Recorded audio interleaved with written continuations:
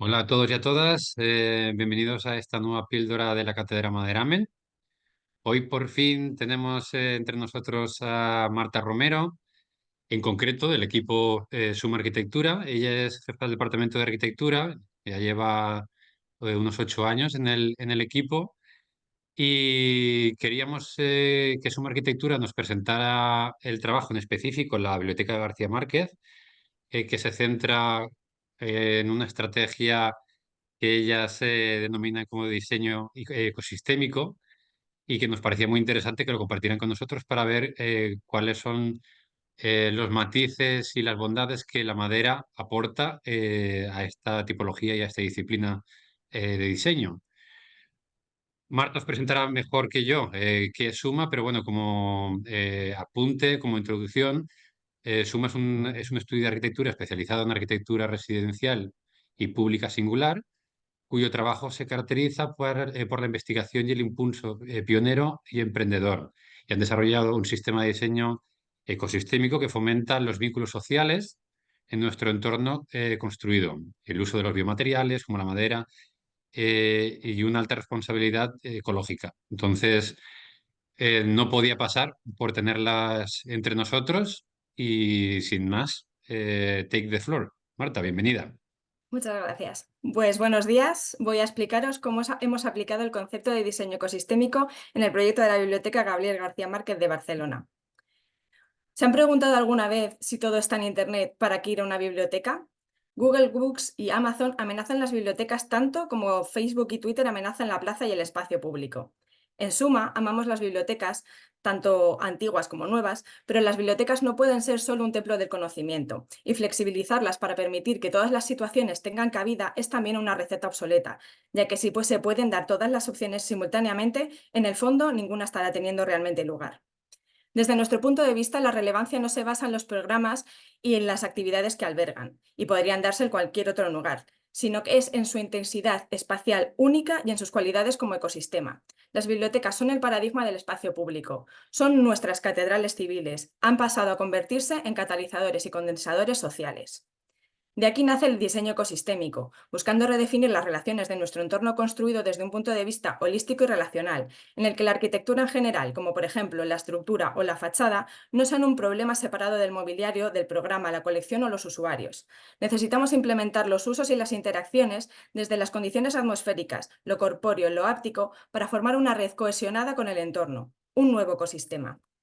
Una biblioteca no puede sobrevivir renunciando al soporte físico que le da valor. Al contrario, el libro con sus prestaciones únicas es el mejor representante de las bibliotecas. Por ello partimos de un concepto sencillo, un libro.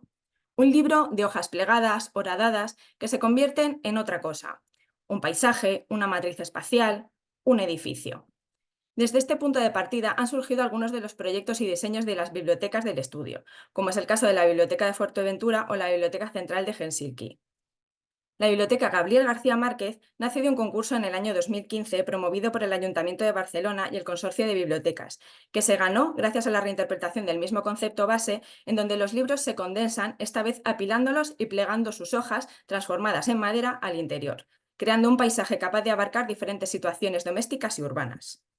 Desde el primer momento entendimos la biblioteca pública como una extensión y una intensificación del barrio, al implantarse en el distrito de Sant Martí, en Barcelona, dentro de una densa red municipal de bibliotecas locales, que apuestan por la cercanía y la estrecha relación con el vecindario. El edificio está ubicado en un denso nodo urbano de la ciudad de Barcelona, y es precisamente este contexto el que provoca que la geometría de la construcción se adapte a las condiciones del entorno, replicando el fachal, el chaflán, recurso urbanístico característico del Plan Cerdá de Barcelona. El volumen se excava para poder ofrecer un nuevo espacio público de relación hacia la ciudad en planta baja, generando una plaza elevada que se separa del suelo y del tránsito habitual de la calle, pero que a su vez permite una fluida circulación peatonal a través del eje cultural de la ciudad. Esta operación de sustracción volumétrica en el edificio se formaliza teniendo en cuenta la altura de la vegetación circundante para conseguir generar un paseo porticado que acoja a los viandantes bajo el arco formado entre las ramas de los magnos árboles y el voladizo. A lo largo del sólido blanco se habla en tres miradores que enfocan las vistas y dirigen la mirada hacia los grandes atractores de la ciudad. Estos recortes permiten que se exprese hacia el exterior el confort y el ambiente acogedor que se desarrolla dentro de la biblioteca, gracias a la madera, que aporta su calidez al conjunto con un gran atractivo estético, quedando perfectamente integrado con el urbanismo de Barcelona. La madera, además, aporta una serie de innovadores y atractivos beneficios que la convierten en un material idóneo para construir, como acelerar el proceso constructivo gracias a la industrialización y a la prefabricación, posibilitando que el proyecto sea exitoso en términos de tiempo y costes, y hacerlo más limpio al tratarse de un desarrollo en seco que evita la contaminación generada por los residuos. También ayuda a reducir la huella de carbono y las emisiones de gases de efecto invernadero, generando un impacto positivo en los bosques certificados, convirtiéndolos en importantes sumideros de carbono y a mejorar el entorno urbano inmediato donde se asienta. Pero no solo se han introducido la madera como material circular, que no se convertirá en residuos cuando finalice su uso. Todo el material de la envolvente tiene a su vez definida una vía de ciclabilidad. Los composites formados por resinas de poliuretano y fibra de vidrio de las lamas de la fachada y los de las embocaduras formados por fibras vegetales y un compuesto polimérico podrán ser reutilizados, reparados o reciclados cuando finalice su vida útil en el edificio. Además de la construcción, se organiza en torno a un amplio plato triangular que conecta todos los usos del programa a la escalera principal. Este gran vacío llena de luz natural el corazón de la biblioteca, mejorando sus condiciones de iluminación y actuando como chimenea solar, una forma de diseño de edificios pasivos particularmente efectiva en ambientes húmedos y cálidos, que absorbe la radiación solar calentando el aire en el interior, que se eleva y se ventila por la parte superior, creando la circulación de aire como método de ventilación natural. Asimismo, se ha obtenido la certificación Gold LEED gracias a las estrategias sostenibles como la reducción de la transmitancia térmica ahorrando energía debido a la cubierta y la fachada ventiladas, el aprovechamiento de la energía solar integrando un sistema de paneles fotovoltaicos colocados en cubierta y un gran confort higrotérmico gracias a la capacidad de aislamiento natural de la madera y una correcta orientación del sombreamiento.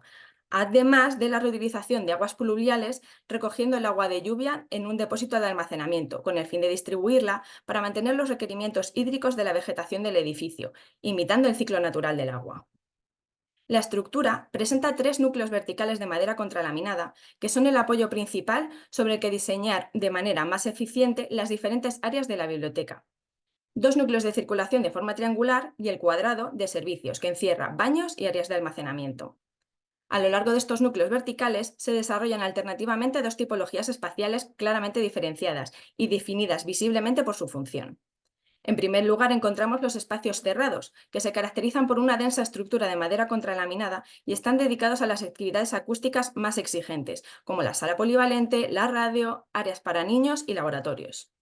Y en segundo lugar están los espacios abiertos, donde la mayor parte de la estructura desaparece, aportando una sensación de amplitud y ligereza, y dejando áreas más despejadas para el desarrollo del programa principal, como las zonas de consulta, lectura y estudio. Ambas tipologías de espacio presentan la estructura de manera orientada en diversas direcciones, no solo en función de los requisitos estructurales, sino también en función de las condiciones de iluminación del espacio, su carácter, el programa funcional y sus conexiones urbanas. Los enormes barnos sin soportes intermedios de los espacios abiertos se logran gracias al establecimiento de un sistema híbrido de celosía espacial de madera maciza, mezclando paneles de CLT utilizados como losas que forman el cordón superior e inferior de la estructura tridimensional y pilares de GLT como postes verticales, ambos conectados mediante tirantes diagonales de acero que completan el sistema de cercha Pratt. Este denso sistema híbrido de estructura de madera y acero permite que el nivel inmediatamente inferior se despliegue como un espacio abierto de gran envergadura, que puede incorporar programas funcionales multidisciplinares más sociales y flexibles.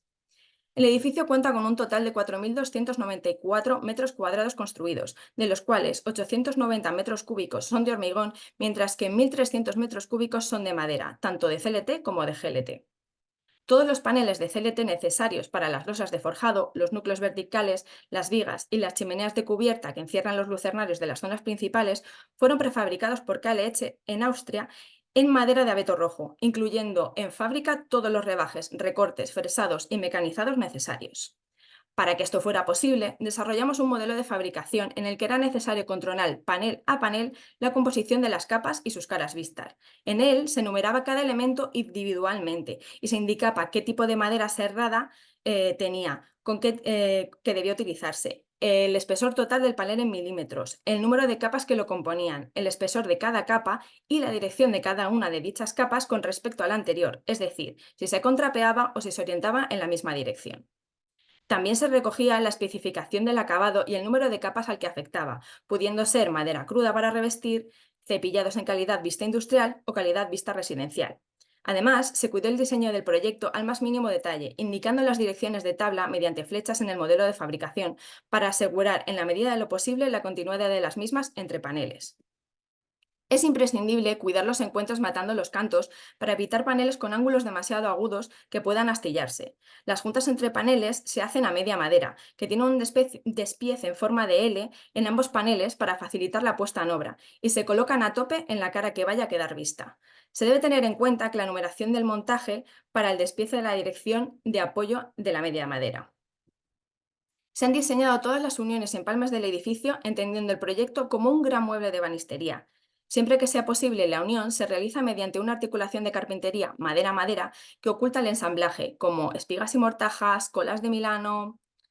Las uniones entre paneles que se van a revestir o que se quedan en las zonas ocultas se han realizado mediante herrajes como escuadras, tirafondos de grandes dimensiones y elementos mecanosoldados. Mientras que para el resto de fijaciones que no se realizan en las zonas que van a quedar visibles y no se ha podido solucionar con uniones de banistería, se estudia específicamente cada detalle para plantear soluciones limpias, ejecutando la unión con tirafondos desde las zonas no vistas o mediante soluciones que oculten la tornillería como tapones, tapetas o resinas que aporten un acabado continuo al conjunto y apenas sean perceptibles a simple vista. Un punto especial a tener en cuenta en la coordinación de todas las diagonales con su entrega mediante un palastro perpendicular en el centro geométrico del pilar excéntrico fuera del plano de la cercha. Ha sido fundamental hacer el mecanizado con las holguras necesarias para poder coser los cordones desde la parte superior del pilar hasta la base del pilar opuesto. Toda la estructura de madera se calza con unos durmientes auxiliares, separándola de la losa de cimentación para protegerla y evitar el contacto entre ambas, y se le aplica un tratamiento biocida antes de impermeabilizarla con una capa de emulsión asfáltica de 2 milímetros para impedir las patologías derivadas de la humedad por capilaridad. Las soluciones constructivas elegidas para mejorar el comportamiento acústico del conjunto se componen, por un lado, por la utilización de un forjado mixto madera-mortero que incorpora sobre la losa de CLT una capa de mortero de 6 centímetros de espesor para aportar masa a la losa, que sin dicho mortero sería demasiado ligera. Esto supone un enorme descenso de la transmisión acústica vía ruido aéreo. En segundo lugar, se incorporan unas bandas acústicas de poliuretano en los encuentros entre paneles de madera que unen los diferentes espacios, para evitar la transmisión acústica por ruido de impacto y vibración, ya que amortiguan y absorban estos ruidos, impidiendo que se propaguen al elemento contiguo. Sin embargo, el principal desafío, a pesar del complicado entramado de la estructura en sí mismo, ha derivado de la ejecución del edificio, ya que la coordinación de todos los factores que intervienen en un proceso tan industrializado supone un esfuerzo extra. Por ejemplo, ¿cómo transportar estos productos de grandes dimensiones en camiones desde Austria a una ciudad tan extremadamente densa, el acopio de esta mercancía en el sitio, o cómo monitorizar y ensamblar en obra los enormes paneles prefabricados, numerados pieza por pieza, como si de un gran mecano gigante se tratase? Durante la pandemia y debido a la cuarentena, la estructura estuvo expuesta a las inclemencias del tiempo durante 6 meses, para lo que no estaba preparada. Fue necesario revisar el estado de los paneles y medir toda la estructura para localizar posibles deformaciones que pudieran haber tenido lugar, para posteriormente llevar a cabo el lijado de algunas de las partes de la estructura y así recuperar las propiedades primigenias de la madera instalada, que volvió a lucir de nuevo como el primer día. Durante 7 años, en paralelo al desarrollo del proyecto de la biblioteca, analizamos a través de una extensa investigación las situaciones cotidianas, locales, domésticas o de barrio, ya fueran de carácter formal o informal, que pudieran ser potencialmente trasladables a la biblioteca para dar respuesta a sus requisitos programáticos. La primera situación o ecosistema es el que hemos venido a llamar Ágora Escaparate. El objetivo principal era conseguir que los vecinos del barrio hicieran suyo el espacio de la entrada a la biblioteca. Este espacio debía ser capaz de acoger diferentes actividades con el objeto de atraer a los ciudadanos e involucrarles. Para ello, se buscó entender cómo y bajo qué condiciones los vecinos se pueden apropiar del espacio contiguo a sus viviendas. Aquí partimos entonces del término español tomar la fresca, que directamente alude a esta acción. Las reuniones donde la gente se congrega en la puerta de sus casas muchas veces se producen al cobijo de sombras y umbrales, en el horario de la tarde, en lugares amplios y frescos donde existe movimiento de aire, pero sobre todo con la coartada de una actividad común o la distracción de un evento, como niños que juegan o gente que pasa cerca. Solo bajo estas circunstancias, los vecinos se apropian del espacio público, sacan sus sillas a la calle y hacen suyo el lugar. Fue interesante analizar qué similitudes aparecían si las comparábamos con las condiciones que tienen lugar para que se desarrollen otras actividades más culturales, como los talk shows o las jam sessions.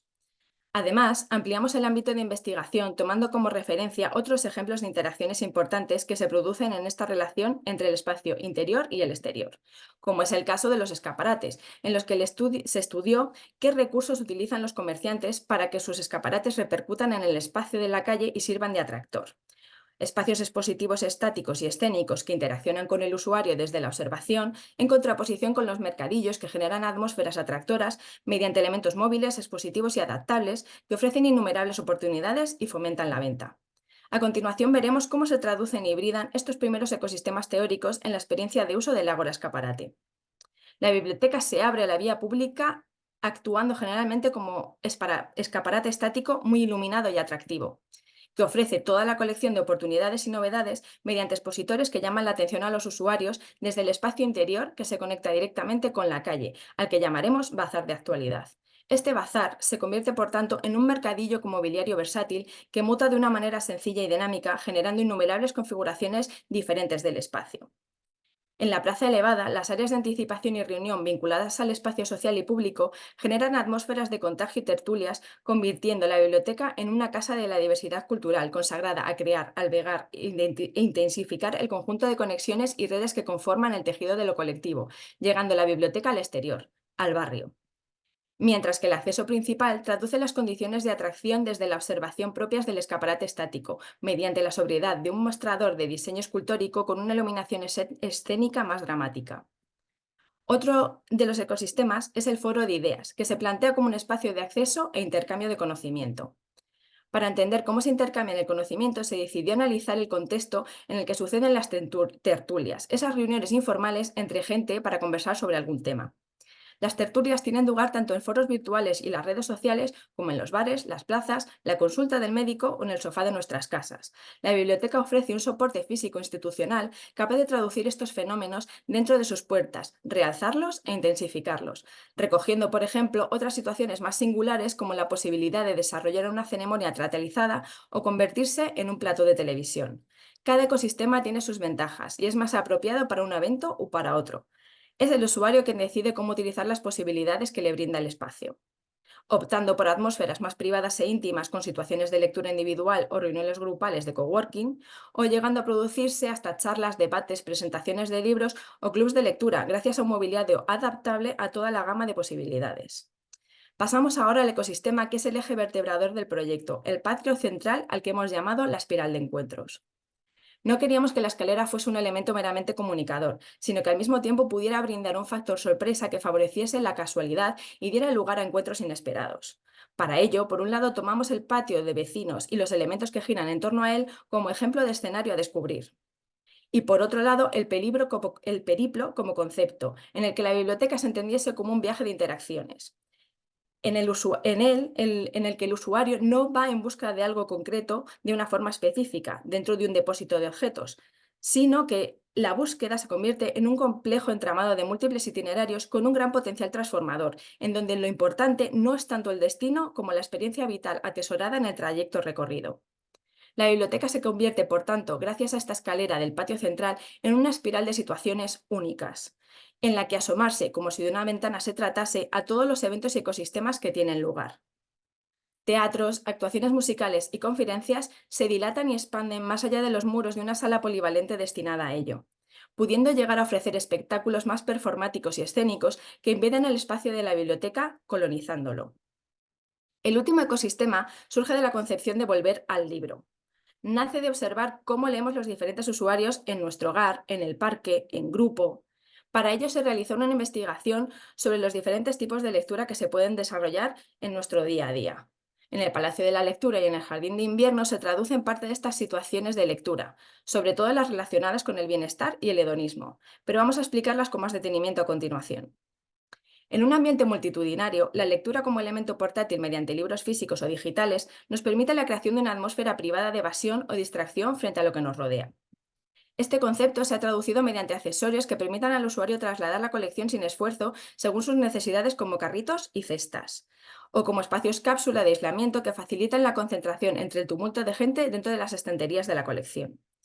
Si queremos atraer usuarios, el libro por sí solo no es suficiente. Necesitamos todo un ecosistema alrededor del libro, generando atmósferas estimulantes, entrando en juego factores externos como la iluminación o el asiento.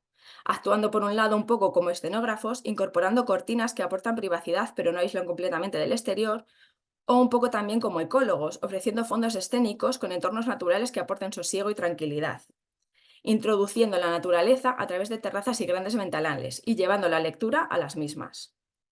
La lectura activa físicamente, ya sea a través del balanceo caminando como hacían los monjes o incluso pedaleando de una manera más intensa, estimula el cerebro mediante el movimiento. Puede darse de manera totalmente espontánea en cualquier parte de la biblioteca, simplemente cuando un usuario hojea un libro mientras pasea por ella. Aunque se ha intentado fomentar con la inclusión de mecedoras, columpios, tumbonas o pedaleadores. La lectura en la naturaleza mejora el ánimo, aumenta la calma y tiene aspectos beneficiosos para nuestra salud, por lo que se pretende evocar estos efectos saludables en el ecosistema del jardín de invierno. Zona específicamente diseñada por ser la de mayor captación de luz directa, con vistas a la naturaleza circundante y en la que se buscan sensaciones de bienestar. Por último, la lectura como placer hedonista se desarrolla en las esferas más íntimas, donde la agradable comodidad del hogar permite apropiarse del espacio y del tiempo. Para facilitar esa sensación de bienestar se genera el ecosistema Leer como en casa, que recrea el calor del hogar con alfombras, lámparas de lectura, cómodos sillones, tumbonas y columbios que invitan a quitarse los zapatos y a dejar el móvil cargando en la mesita, para zambullirse y perderse en la lectura en un entorno cálido y acogedor. En las zonas destinadas para niños también se fomentan estas atmósferas íntimas con espacios adaptados para ellos, como la casita del árbol o la zona de colchonetas con cojines para padres e hijos en el área de pequeños lectores. La zona informal del parque es invadida por las rocas del río Macondo, imaginado por Gabriel García Márquez, ofreciendo infinitas posibilidades de uso lúdico para pequeños y mayores. Como conclusión, nos gustaría añadir que cuantos más usuarios y contenedores fríos se construyan, más usuarios correrán a buscar el calor de sus casas, a la versatilidad de sus tabletas electrónicas y a la acogida de los foros virtuales para sus encuentros e interacciones. Para nosotros, las bibliotecas deben ser una versión intensificada y singular de la ciudad que la rodea y de los hogares de todos sus vecinos, donde lo áptico, lo corpóreo y lo atmosférico sustente su función. Debe estar viva, adaptarse y mutar día a día con sus usuarios. Muchas gracias. Muy bien, Marta, muy concisa y muy, muy acotada la presentación. La verdad que es un proyecto súper interesante.